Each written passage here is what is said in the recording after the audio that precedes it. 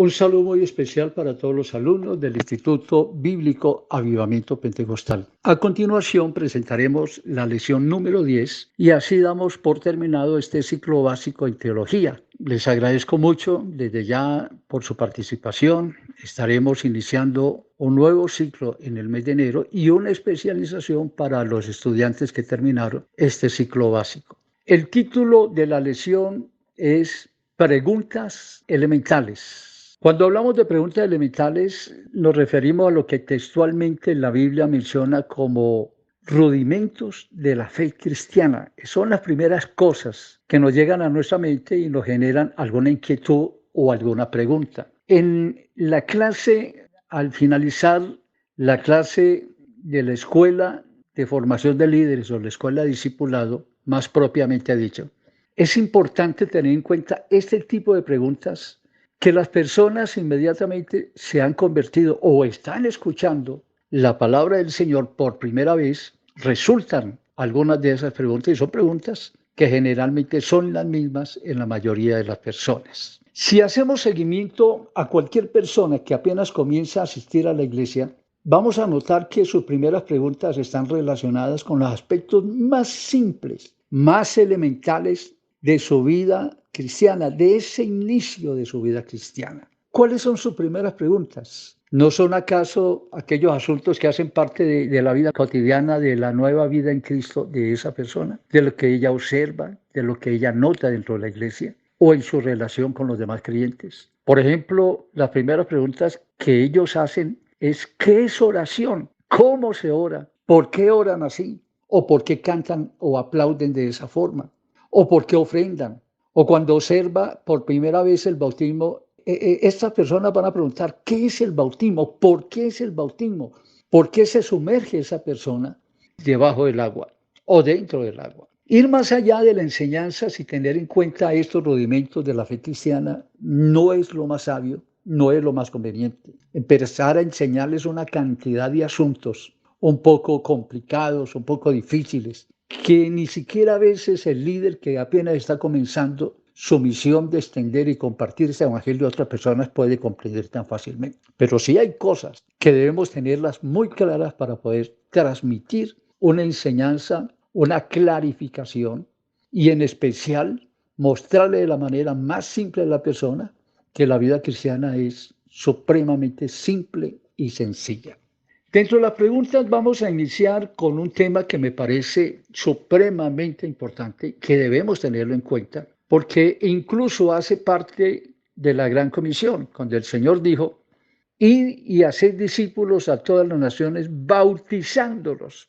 La Gran Comisión de Marcos dice, id por todo el mundo y predicad el Evangelio a toda criatura, y el que creyere y fuere bautizado será salvo. El bautismo es parte elemental, importantísima. No lo hemos tratado en las clases pasadas porque cada organización, cada iglesia, cada pastor debe haber tenido muy en cuenta ese tipo de enseñanzas tan básicas, tan importantes. Pero, sin embargo, para este curso y para el curso que se está dictando en escuela de formación de nuevos discípulos, sí debe tener o sí debe haber una claridad, o el discípulo que está enseñando o el discípulo que está recibiendo para luego enseñar debe tener totalmente claro. Vamos a revisar un poco la doctrina bautismal. Existen algunas organizaciones religiosas que no le dan tanta importancia al bautismo como aspecto fundamental para la salvación. Jesús estableció su gran importancia al hacerlo parte fundamental de la Gran Comisión, con la expresión bautizándolos. Mateo 28, versículo 19. La necesidad e importancia del bautismo en la vida de todo creyente, además del mandato del Señor en la Gran Comisión, se ve aún más reiterada por los discípulos del Señor, quienes lo practicaban y lo ordenaban. A continuación voy a estar citando algunos textos para que en esta grabación usted pueda detenerse cuando usted lo considere conveniente y auscultarlos, revisarlos y observarlos a la luz de las Escrituras. En Hechos 2:38, por ejemplo, o en Hechos capítulo 8, versículo 12, o en Hechos 6:38, o en Hechos 10:48, o en Hechos 19:5, o en Hechos 22:16. todos estos son textos en los que los discípulos bautizaban a las personas como un acto supremamente importante para el inicio de la vida cristiana después del arrepentimiento. El bautismo en agua hace parte primordial de la salvación, es inobjetable. En 1 Pedro 3:21, en Marcos 16:16 y en Hechos 2:38 al 41, se muestra como algo absolutamente indispensable, necesario dentro del plan de salvación que Dios tiene dispuesto para la raza humana. El modo simple de sumergir o pasar por inmersión o sumergir al creyente que ya ha tomado la decisión, ha tomado el paso del arrepentimiento y ahora sigue por el proceso del bautismo a través de la inmersión o ser sumergido en agua. Hace parte de la costumbre bíblica y es una de las bases fundamentales de la doctrina apostólica. Este acto viene de la expresión griega baptizo, que significa inmersión. Este acto sencillo de sumergir al creyente en agua para el perdón de sus pecados contiene la crucifixión, muerte, sepultura y resurrección de Jesucristo. Si usted observa Romanos, y lo invito para que abra sus Biblias, en Romanos capítulo 6 del versículo 3 al 6, usted va a encontrar que en esos textos el apóstol San Pablo está explicando que el bautismo es pasar por el mismo proceso que pasó el Señor Jesucristo, el autor de esta salvación, a través de la crucifixión, muerte, sepultura y resurrección. ¿Qué es el bautismo? Es la crucifixión, muerte, sepultura y resurrección de Jesucristo en cada creyente. Repito el texto que deben leer, Romanos 6, del 3 al 6. El bautismo o inmersión en agua para el perdón de los pecados contiene el simbolismo de una sepultura y lo encontramos en Mateo 3:16, en Hechos 8, del 36 al 39 y Romanos 6:4. Beneficios espirituales del bautismo. Nosotros estamos enseñando que el bautismo es totalmente indispensable para la salvación de una persona. Vamos a observar, vamos a revisar algunos beneficios y los voy a ir enumerando y recapitulando continuamente para que quede claro por qué una persona debe ser bautizada. Cuando una persona pregunta qué es el bautismo, inclusive desde el momento en que nosotros comenzamos a adoctrinar a una persona, a hacerla discípulo, nosotros tenemos que tener claro que parte de las enseñanzas que una persona que comienza su vida cristiana debe recibir es tener claro la doctrina del bautismo. Beneficios espirituales del bautismo. El bautismo es para salvación, indiscutiblemente.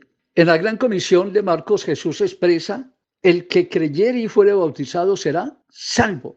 Ya hemos explicado que ese bautismo implica recibir las señales, recibir todo aquello que corresponde a aquellas señales que identifican a una persona que ha tomado la decisión de ser salvo recibiendo el bautismo.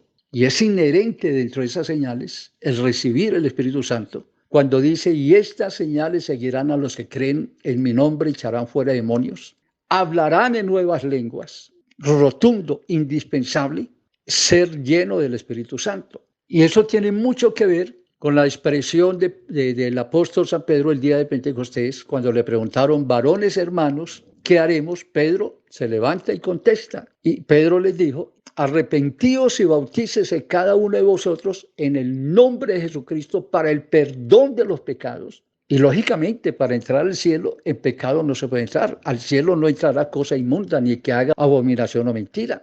Una persona no puede ser santo mientras esté cometiendo pecado. Entonces, ¿qué hacemos con esa extensa vida de prácticas de pecado que una persona tuvo antes de ese momento de ser bautizado? Todo debe ser borrado. Y Dios tiene dispuesto el bautismo como una forma de borrar todo el pasado de una persona. Y como dice la Escritura, la Biblia dice: el que está en Cristo, nueva criatura es. Las cosas viejas pasaron y aquí todas son hechas nuevas. Pero inmediatamente del bautismo viene una promesa. Es la promesa para los bautizados. Y seréis llenos del Espíritu Santo. Y recibiréis el don del Espíritu Santo. El bautismo hace parte fundamental del plan de salvación de Dios. Segundo, el bautismo es para el perdón de los pecados. La razón primordial por la cual el bautismo salva es porque perdona los pecados. Así simple, tajante, está supremamente claro. No hay complicaciones para entenderlo. Pedro lo expresó el día de Pentecostés cuando dijo, voy a volver a repetir el texto, arrepentíos y bautícese cada uno de vosotros en el nombre de Jesucristo para el perdón de los pecados. Hechos 2:38. Ananías, en el momento de bautizar a Saulo de Tarso, le enfatiza cuando dice, ahora pues, ¿por qué te detienes? Levántate y bautízate y lava tus pecados invocando su nombre. Noten que en todas estas citas que nosotros hemos estado estudiando, siempre la figura del Señor Jesucristo es primordial. Existen otros textos afines en los cuales encontramos una directa relación del bautismo con el perdón de los pecados. Por ejemplo, la Escritura dice, nos salvó no por obras de justicia que nosotros hubiésemos hecho, sino por su misericordia, por el lavamiento de la regeneración y por la renovación en el Espíritu Santo. Son dos cosas. Ese es el nuevo nacimiento. Y eso está en Tito 3:5 para que lo revisen. Otro texto dice, y esto erais, mas ya habéis sido lavados, ya habéis sido santificados, ya habéis sido justificados en el nombre del Señor, bautismo en agua, y por el Espíritu de nuestro Dios, nuevo nacimiento, bautismo en agua y la obra del Espíritu Santo, transformando la vida de la persona, siendo lleno. Y eso se logra cuando una persona es bautizada en el Espíritu Santo. Eso está en 1 Corintios 6:11. Hay otro texto más.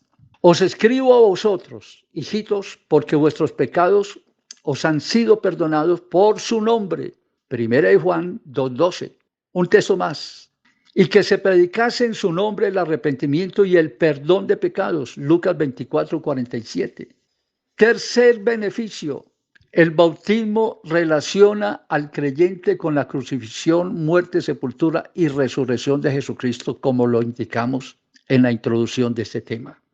Beneficios. Primero, bautismo es para salvación. Segundo, el bautismo es para el perdón de los pecados. Y tercero, el bautismo relaciona al creyente con la crucifixión, muerte, sepultura y resurrección de Jesucristo. El texto donde encontramos esto tan importante está en Romanos 6, del 3 al 5. Pablo, en su carta a los Romanos, en el capítulo 6, nos hace una impresionante revelación acerca del bautismo e identifica la obra de la redención de Cristo con el bautismo de cada persona.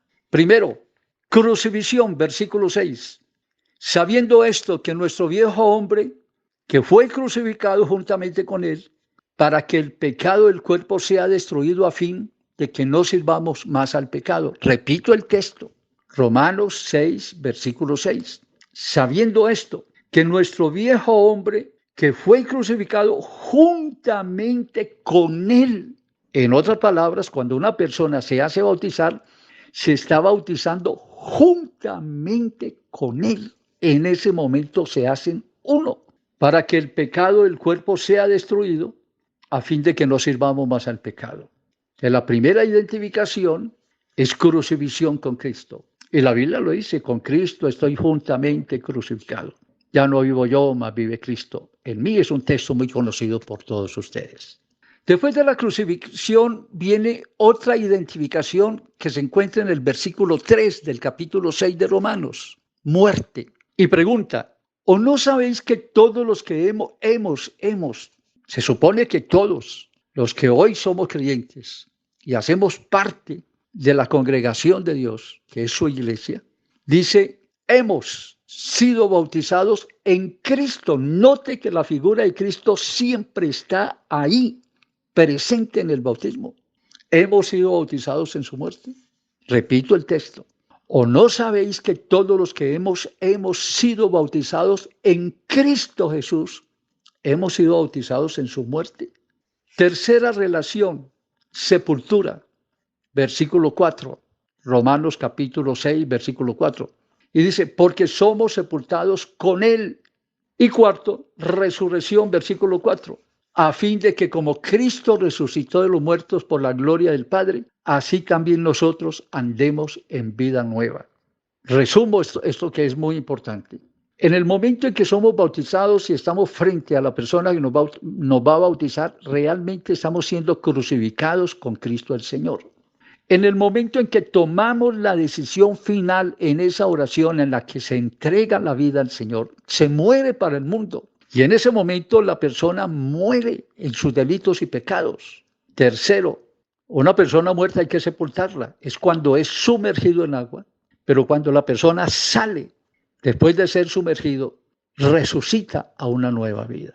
Cada creyente bautizado repite para salvación todo el proceso que hizo Cristo para redimirlos, para salvarnos en la cruz del Calvario. Fue crucificado, murió, fue sepultado, pero resucitó. Por su crucifixión nuestra vida está sujeta a Cristo. Tenemos la vida de Cristo, con sus pasiones y deseos. Con Cristo estoy juntamente crucificado, eso lo dice Gálatas 2:20. Por su muerte el creyente muere al pecado, por su sepultura son cubiertos los pecados cometidos y por su resurrección el creyente inicia una nueva vida en Cristo, y eso lo dice Romanos de 3 al 6. 4. El bautismo es señal de obediencia. Beneficios espirituales del bautismo. Primero, bautismo para salvación. Segundo, bautismo es para el perdón de los pecados. Tercero, el bautismo relaciona al creyente con la crucifixión, muerte, sepultura y resurrección de Jesucristo. 4. El bautismo es señal de obediencia. La Gran Comisión establece el bautismo como un mandato del Señor. No es que si la persona quiere o lo desea y de pronto, y Marcos lo dice tan tajantemente cuando declara, el que creyere y fuera bautizado será salvo. El que no creyere simplemente no quiso, tomó otras decisiones. Para él fue más importante vivir a espaldas del mandamiento del Señor. Realmente el bautismo es una señal de obediencia. En el Edén, Dios impartió la orden para que la primera pareja no tomara del fruto prohibido. La desobediencia a su mandato significó la muerte del hombre. No ser bautizado es dejar a un lado el mandato del Señor y como consecuencia el hombre tendrá muerte, y muerte eterna en este caso. Quinto, el bautismo hace hijo de Dios al creyente. Quienes le dijeron al Señor que eran hijos de Dios, a él lo rechazaron y nosotros somos hijos de Abraham, y cuando él planteó la necesidad de ser hijos de Dios, lo rechazaron. Pero Jesús contestó, si vuestro Padre fuese Dios, ciertamente me amaríais, porque yo de Dios he salido. Vosotros sois hijos de vuestro padre el diablo. Y se lo dijo a una nación que tenía como padre a un hombre de la altura como Abraham. Eso está en Juan capítulo 8, versículo 42 al 44. El bautismo de Hechos de los Apóstoles está íntimamente ligado al nombre de Jesús. Y con relación a esto, Juan dice, a lo suyo vino. ¿Quién vino? El Señor Jesús. A lo suyo vino y los suyos no le recibieron, mas a todos los que le recibieron, y escuche lo que sigue, a los que creen en su nombre, les dio potestad de ser hechos hijos de Dios. Y eso es un texto muy conocido que está en San Juan capítulo 1, del 11 al 12.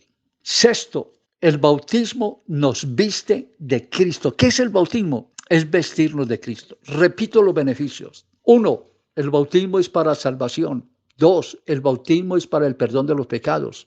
3, el bautismo nos relaciona con la crucifixión, muerte, sepultura y resurrección de Jesucristo. 4, el bautismo es señal de obediencia. 5, el bautismo hace hijo del Dios viviente a cada creyente. 6, el bautismo nos viste de Cristo. El bautismo nos da una plena identificación, es como nuestra tarjeta de identificación, nuestra cédula de identificación, lo que nos hace diferentes ante los ojos de Dios entre los pecadores y las personas que están caminando fielmente en la vida cristiana, en el Señor. El bautismo nos da una plena identificación con el Señor Jesús, tal como lo expresa Pablo, porque todos los que habéis sido bautizados en Cristo, de Cristo estáis revestidos. ¿Qué significa el bautismo? Estar revestido de Jesucristo, estar vestido de su misma vestidura. Gálatas 3:27. Séptimo, finalmente, el bautismo hace parte de nuestra circuncisión espiritual. En el Antiguo Testamento, para cualquier israelita, para cualquier miembro del pueblo de Israel, del pueblo escogido de Dios en el Antiguo Testamento, inclusive en el Nuevo, ellos tienen una identificación, el ser circuncidados. El bautismo es nuestra circuncisión en este tiempo.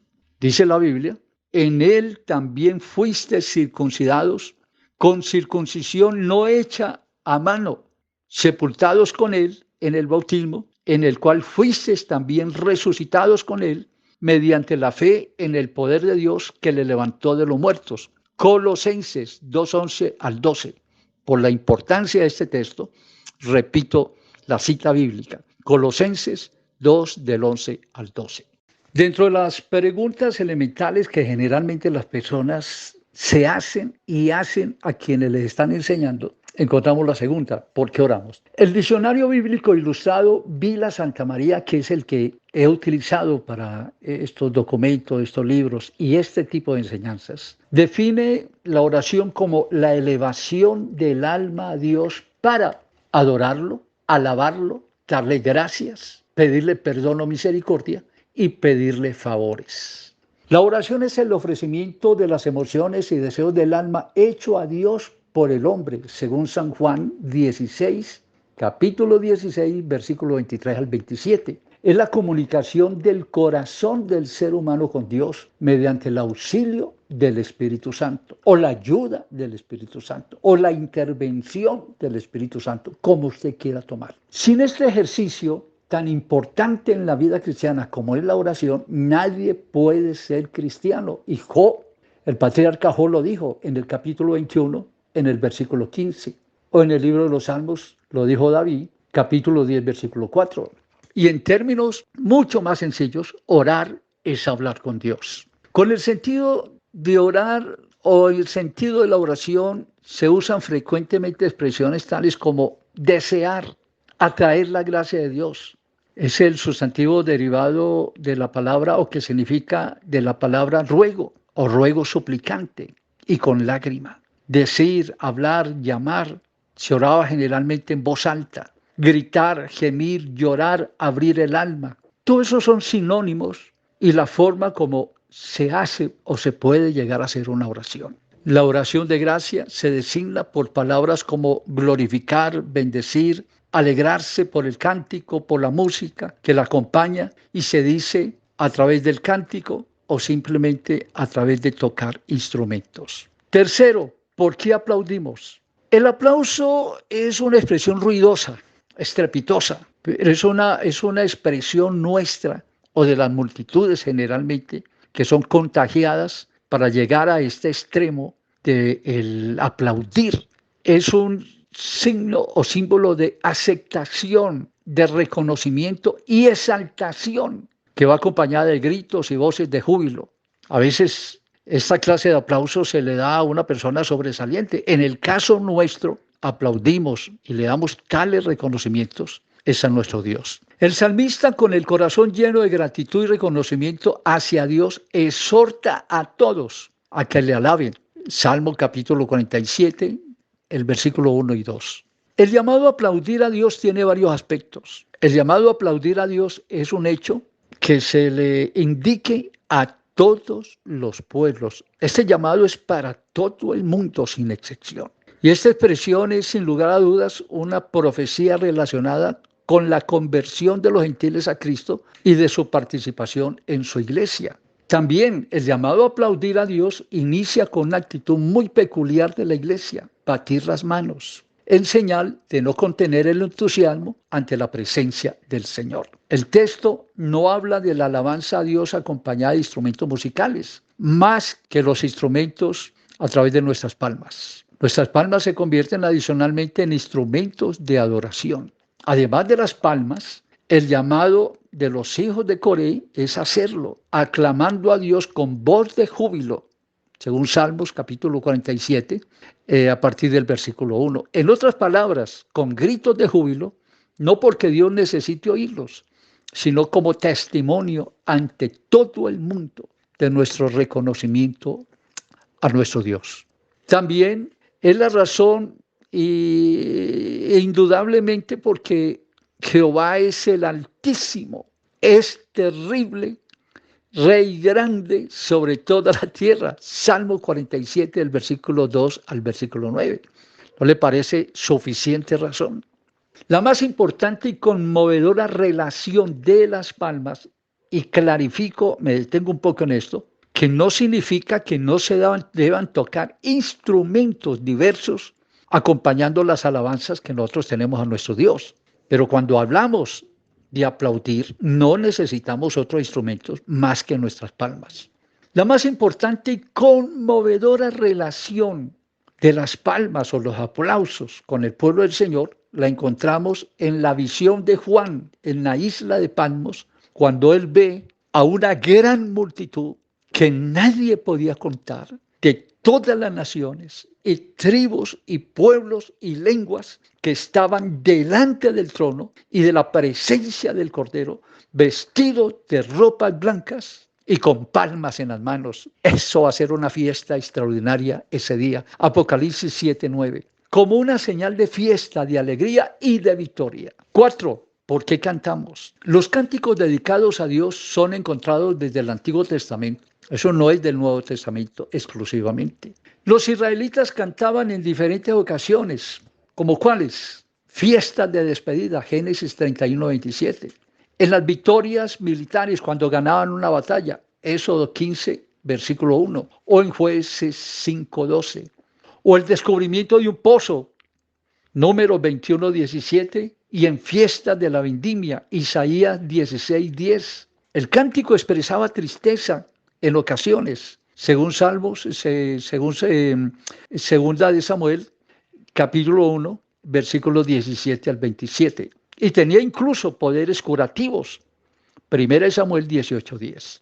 El cántico a Dios era simplemente oral y memorizado, según Deuteronomio 32, 1 al 43, y como una oración especial, como el caso de algunos salmos de David. El canto a Dios muchas veces era acompañado de instrumentos. El canto fue siempre un importante vehículo para el culto a Dios. Hacía parte del culto a Dios. Y Dios lo recibía como parte de ese culto, a Él. La música instrumental fue realmente gloriosa, especialmente en la era de Salomón. Las escrituras sagradas insisten en la música coral. Primera de Crónicas 15:16, Primera de Crónicas 16:6, Primera de Crónicas 25 del 1 al 8, Segunda de Crónicas 5:12. Los judíos llegaron a considerar la voz humana como el único instrumento digno de expresar los sentimientos en el culto. Ya era otra forma, sin instrumentos. Nehemías 12, 21, 46. Los salmos son cánticos cuya ejecución se ha adaptado a estilos musicales muy variados, algunos llegando a extremos de la mundanalidad. Aún en la lectura pública de las Escrituras, muchos de estos cánticos eran colocados delante de la presencia del Señor, según Nehemías 8:1 al 18. La costumbre cristiana continuó estas prácticas judías de cantar a Dios. Los creyentes, vamos a entrar un poquito ya al Nuevo Testamento, lo que concierne con nosotros como creyentes, como cristianos. En 1 Corintios, capítulo 14, 26, se menciona que dentro de las prácticas del culto a Dios habían cánticos que eran denominados salmos, cánticos de adoración al Señor. Dentro de las instrucciones y recomendaciones de Pablo a la iglesia primitiva encontramos 2 puntos. Hablando entre vosotros con salmos, texto de la Biblia. Repito, hablando entre vosotros con salmos, himnos y cánticos espirituales, cantando y alabando a Dios en vuestros corazones. Ese texto importante lo encuentran en Efesios, capítulo 5, versículo 19. Y lo repito, hablando entre vosotros con salmos, himnos y cánticos espirituales, cantando y alabando a Dios en vuestros corazones. Efesios 5, 19. La palabra de Cristo mora en abundancia en vosotros, enseñándoos y exhortándoos unos a otros y con toda sabiduría, cantando con gracia en vuestros corazones al Señor, con salmos, himnos y cánticos espirituales. Otro texto, según Colosenses capítulo 3, versículo 16. Ahora entramos al quinta pregunta. Son preguntas elementales. ¿Por qué leemos la Biblia? La palabra de Dios es la extensión de la personalidad y carácter de Dios. En otras palabras, la palabra es Dios, pero que está extendido. Ese carácter del Señor, a través de su palabra, está extendida hasta nosotros. Nosotros necesitamos a Dios, tenemos a Dios a través de su palabra. Y está investida de autoridad divina. Por tanto, debe ser acatada y obedecida tanto por los ángeles como por los hombres, según Deuteronomio 12:32 y en el libro de los Salmos 103, versículo 20. La palabra de Dios es permanente, no cambia. Isaías 48 y Mateo 22:35 y se cumple siempre. Isaías 55:11. La palabra de Dios en el Nuevo Testamento se refiere al mensaje del Evangelio. Cuando hablamos de palabra de Dios, se está refiriendo al mensaje del Evangelio, a todas las 27 cartas del Nuevo Testamento. Se refiere al mensaje predicado por Cristo en los Evangelios y el mensaje predicado por los apóstoles en el libro de los Hechos de los Apóstoles. Todo esto lo encontramos en los siguientes textos: Lucas 5:1, Lucas 8:11 al 21, Hechos 6:2, Efesios 6:17, Hebreos 6:5, Hebreos 13:7, Primera de Pedro 1:23. Y en este sentido se empleó también la expresión palabra del Señor. Primera de Tesalonicenses, capítulo 1, versículo 8.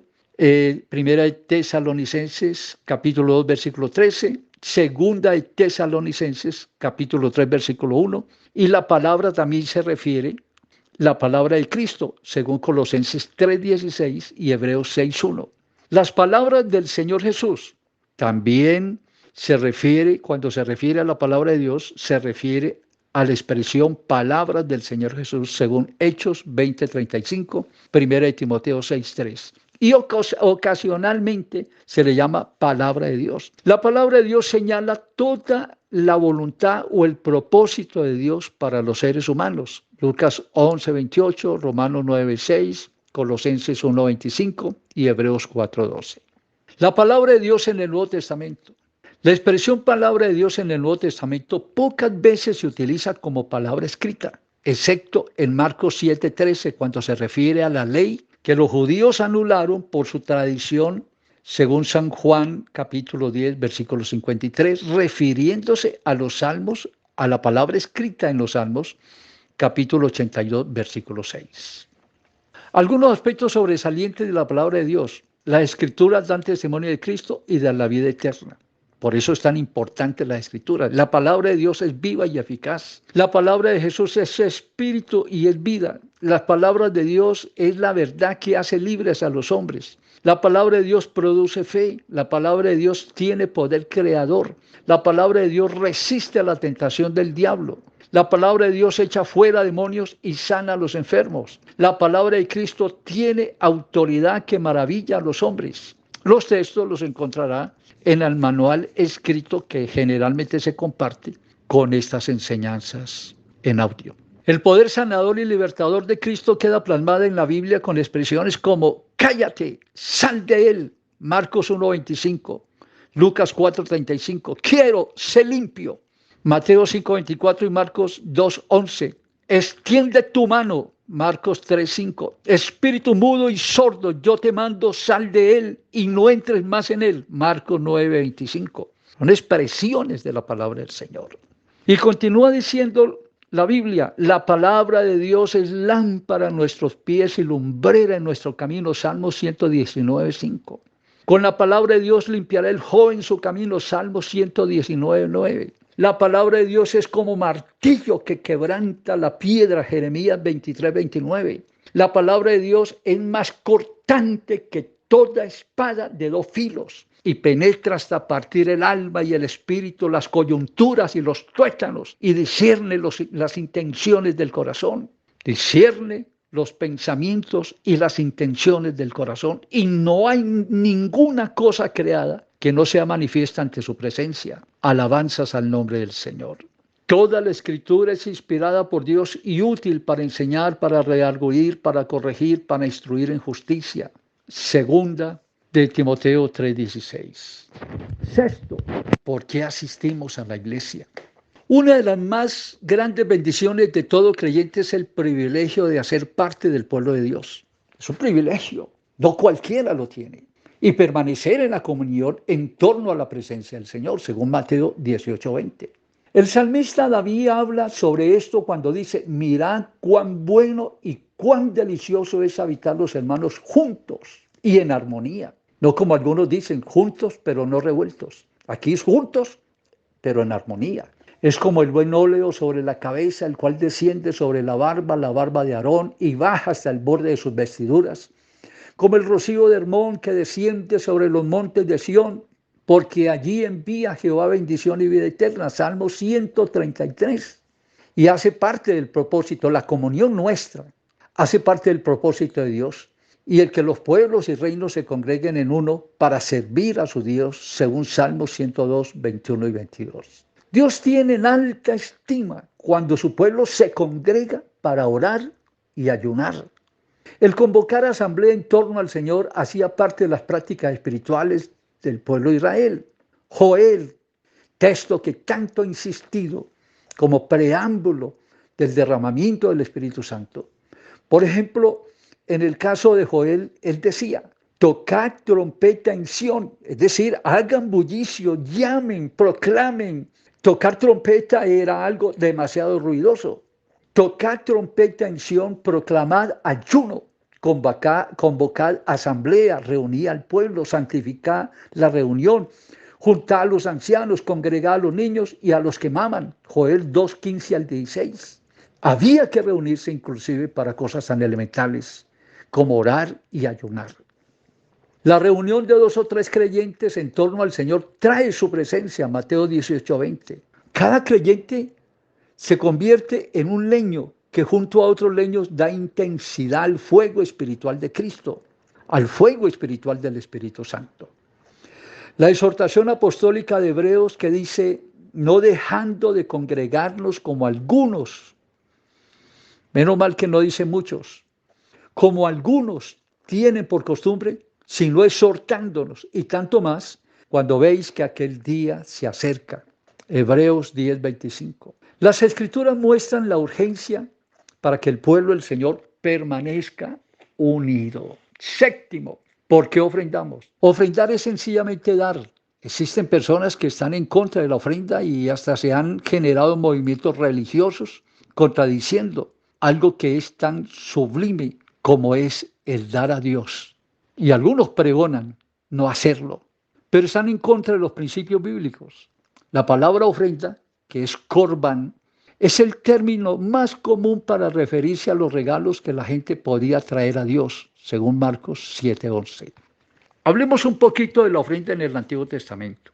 Desde la misma creación del hombre, cuando se instituyó la primera familia humana, los 2 hijos de Adán y Eva, Caín y Abel, se presentaron ante Dios con su ofrenda. Eso está en Génesis capítulo 4, versículos 3 y 4.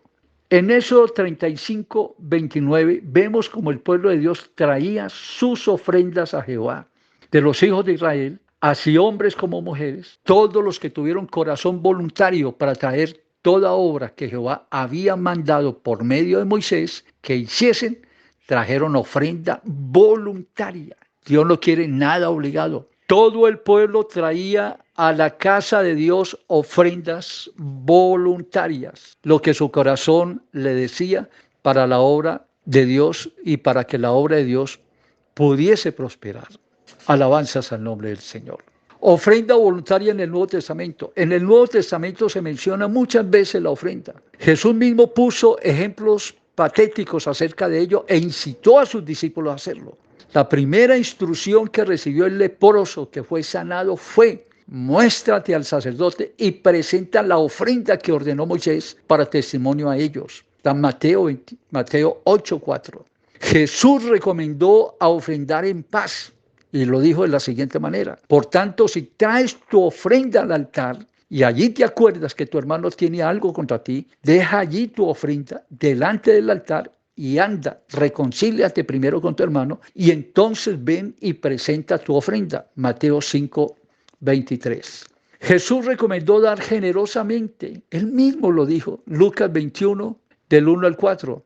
Lucas, en los Hechos de los Apóstoles, resalta la generosidad de los cristianos del primer siglo, hasta el punto que no solo daban sus ofrendas, sino que tenían todas las cosas en común. Hechos 4:32 al 37. ¿Cómo debemos ofrendar nosotros? Con voluntad y alegría. Eso se llama actitud. Cada uno dé como propuso en su corazón, no con tristeza ni por necesidad, porque Dios ama al dador alegre. Recuerde que la actitud es un asunto del corazón. 2 Corintios 9:7. Con disposición, pues doy testimonio de que con agrado han dado conforme a sus fuerzas y aún más allá de sus fuerzas. 2 Corintios 8:3. Porque si primero hay la voluntad dispuesta, será acepta según lo que cada uno tiene y no según lo que no tiene. 2 Corintios 8:12. Quien ofrenda debe estar dispuesto. ¿Cómo debemos ofrendar? Con voluntad y alegría, con disposición, con regularidad. Cada primer día de semana, cada uno de vosotros ponga aparte algo según haya prosperado, guardándolo para que cuando yo llegue no se recojan ofrendas. 1 Corintios 16:2. La promesa es: haz esto y Dios proveerá abundantemente, según Proverbios 3:9 al 19, y no habrá suficiente lugar para recibir. Malaquías 3:10. Con sacrificio. Y dijo: en verdad os digo que esta viuda pobre echó más que todos. Lucas 21:3. Y David tuvo esa actitud. Y cuando dijo: porque no ofreceré a Jehová, mi Dios, holocaustos que no me cuesten nada. 2 Samuel 24:27. ¿Cómo debemos orar? Primero, con voluntad y alegría. Eso es actitud. Segundo, disposición. Tercero, regularidad. Y cuarto, sacrificio que nos cueste. Dios les bendiga a todos.